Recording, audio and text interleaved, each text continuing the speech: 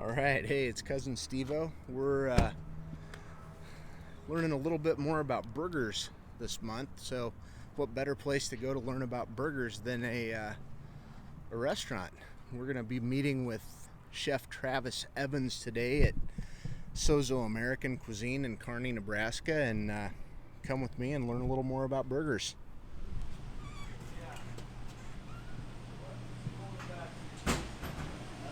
Just myself for a surgery. Hey, Travis. Hey, how's it going? Not too bad, man. Good to see you. We're going to make some burgers today, or a burger. Learn a little bit about burgers. I do have a burger. Awesome. Tell us about the burger. Burger patty. So this is what I thought I'd do is just make our SOZO burger. It's a Wagyu burger at night on our dinner menu, and just what we think is the proper way or the best technique to make a burger. Awesome. We're gonna do it. Let's So, do it. So what lean fat ratio? I think the best is 75-25. Most stuff you're going to find in the supermarket is going to be 85-20, or 80-20, all the way up to 95-5. But you really, really want that fat in there because fat is flavor. Definitely. Kind of helps keep it juicy, a little more flavor. Keeps it juicy. The more fat, the better. But I mean, you wouldn't want to go any more than 30%. 70-30 would be good as well, but we're going 75-25 here. Did I add that right? Yeah. So we'll just get going. We get really, really great beef, obviously, from Nebraska Star Beef, so we don't want to add any seasoning to it. I know a lot of people like to add seasoning, different garlic powder and onion powder. We just like to use salt and pepper. I think salt and pepper with a good quality beef is all you need. One thing, I think I get questioned a lot of when should I add seasonings if I'm going to. I would never add seasonings to your ground beef mixture because a lot of those seasonings are going to bind while it's cooking and it'll make the burger rubbery. You always want to season your patty after it's been Season the patty on the outside. Yeah. Don't mix it in with the ground Right. beef. Right on. No, that's good information. I know I've gotten it wrong a few times. Like I said, we're just going to salt and pepper and then we're going to throw it on the flat top. All right. I think flat top is the way to go. The reason why is I like to build the crust. A lot of people like to grill it, and that's fine too. It's a great way to do it. Charcoal grill outside if you're doing it in the summer. But here at the restaurant, we like to get a nice crust on each side, just to give it a little texture. So basically, and this is a different looking appliance for most people, but the home kitchen equivalent is probably like a nice skillet, cast iron skillet type. Yeah, cast iron skillet would be the absolute best, for sure, at home. Cool. Now, just so you put a little bit of a dimple in there. What's we just going put on? a dimple in the center of it. That way, when we flip it over, it's not going to puff up in the middle. Okay. So it'll remain flat. Cool. Well, while that guy's cooking, let's hit on some other toppings and stuff and buns and some different variables we can throw into the burger process. Obviously, it's always going to start with quality ground beef, but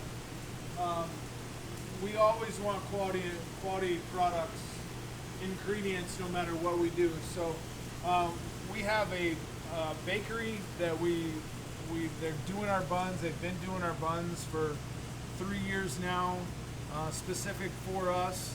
It's an artisan bun. Every bun that we have made is handmade. It's not done with a machine. And this is just a glossy brioche bun. Simple. There's a lot of different buns out there. Sesame seed buns, potato buns. We like the brioche. So that's what we're using today.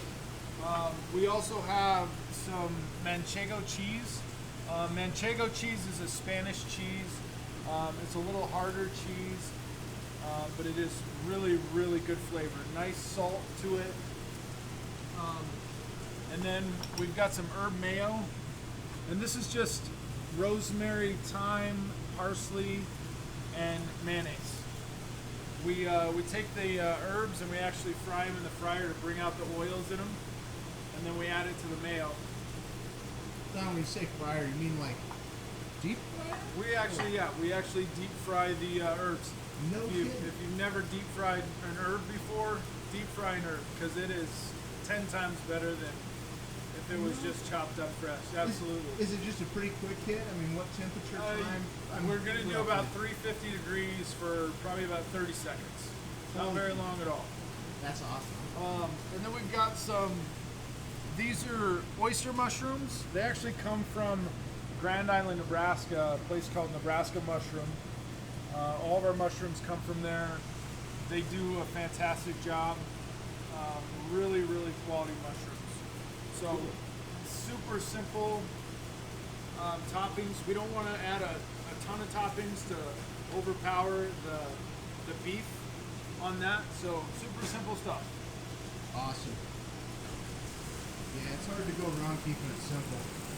So, I think one of the big myths that surrounds meat still today is when we talk about searing, either whether it's steak, whether it's a burger, when you're searing a piece of meat, you're never searing in juices. That is scientifically just wrong. Sorry, I know that there's going to be a lot of people out there that say, that's not true. Every chef says it. Every cooking show, you're not searing in the juices. The searing is, I mean, that's basically the what do they call it, the Maillard effect? The Maillard effect, the browning process, and you want that. You see, we have a beautiful, nice crust. Oh, The temperature's about 375 to 400 degrees on the flat top here. We got a super nice crust, and that browning right there that you see, that is the Maillard reaction. Yes, and that's, I mean, we've been going real time, so that's been on there about 5 minutes. Yeah. And that is, I mean, that is flavor. That browning, that brings out the natural sugars in the meat, and that is just pure flavor right there. So another little thing that we're going to do with the cheese, most people are going to put the cheese on the burger, and they're going to either melt it, and we'll put a lid over it and steam it so it melts. We actually take our cheese and we're going to put it right on the flat top. Alright. So basically we're making a crisp with it. We're gonna basically, I wouldn't say we're gonna burn the cheese, but we're gonna crisp the cheese up real nice so it adds some extra texture to the burger. So when it comes to the bun, some people steam their buns. Some people take them right out of the package and just put their toppings in the burgers. I really love you've got to butter the bun. I mean, that's the way we do it. That's the way I think it should be done. Of course, in the restaurant, we've got these nice little equipments that, we have melted butter, and we just roll it on there. You want a nice even coat all across that. Same thing here with the top.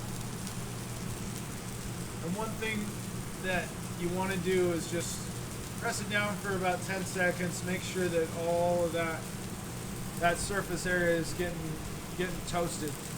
Nice. Yeah, I gotta sneak back here real quick. This looks wild.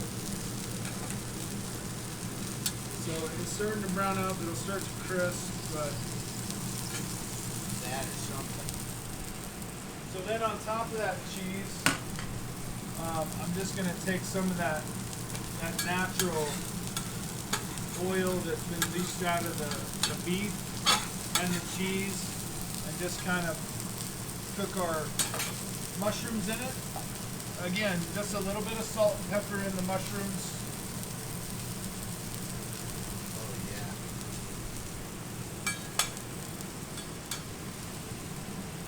And really with the mushrooms, we just want them I want them to basically heat through. We're not trying to boil them so they'll become soggy. And I I don't like to touch the mushrooms once I put them on the flat top.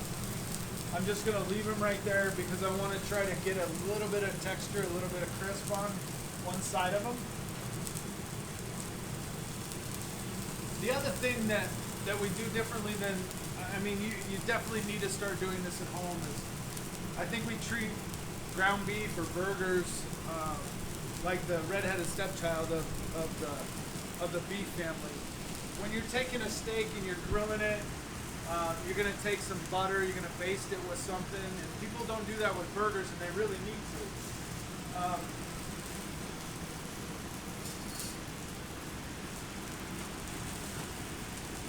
So we've got a little compound butter over here that's got rosemary, thyme, and we're just going to baste the burger with that. What you're doing is you're adding a little bit more flavor because of the flavor of the herbs in the butter, but you're also adding a little bit more moisture in there as well. So the cheese is about ready to turn, and you can do this in a non-stick skillet at home, and you just get a nice little crispy part there. So we'll take our mushrooms that are done. Just throw them right there on there. Feel that burger, it's about medium rare. And then we're just gonna blanket the burger with our cheese.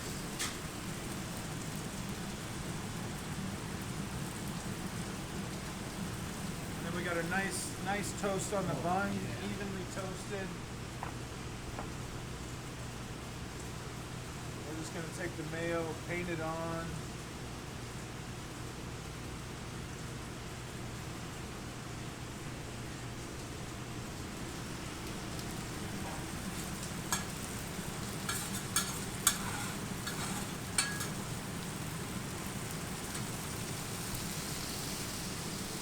The other thing that when you're doing a burger like that, you never want to smash it. At that point, once you turn the burger,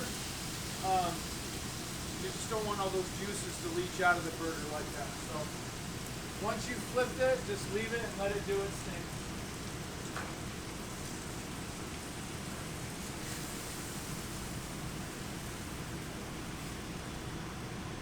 I would say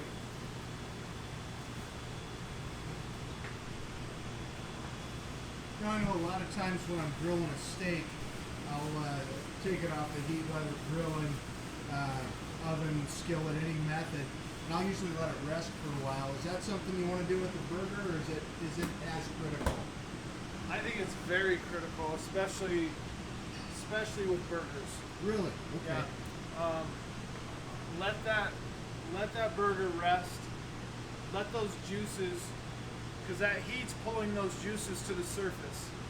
Let that meat rest, cool down just a little, so those juices redistribute throughout the meat. You know, that's a lot of this stuff is just my personal opinion.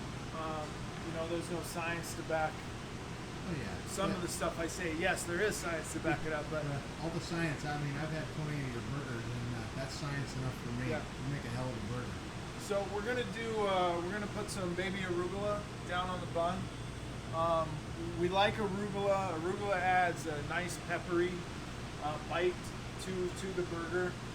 But you can do any kind of lettuce, romaine, iceberg shredded if you wanted it. But we like that peppery bite of the arugula. And that is it. Super simple. That is our burger that we have on our dinner menu. Oh yeah, that is it.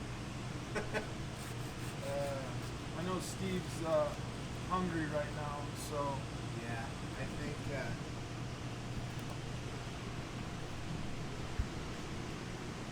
think that cousin Steve-O is going to be giving Travis and SOZO some of his money today.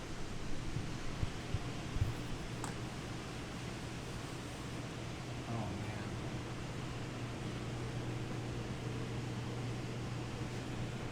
Yeah, outstanding. Awesome. That's hey, it. well, I think we'll probably go ahead and wrap the video.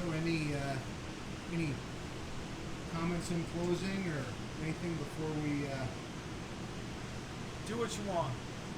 There's a million chefs or people that are gonna tell you how to grill or how to cook a steak or a burger, but you do what you want. That's outstanding advice. I think. Hey, thanks for your time, Travis. Thanks, Steve.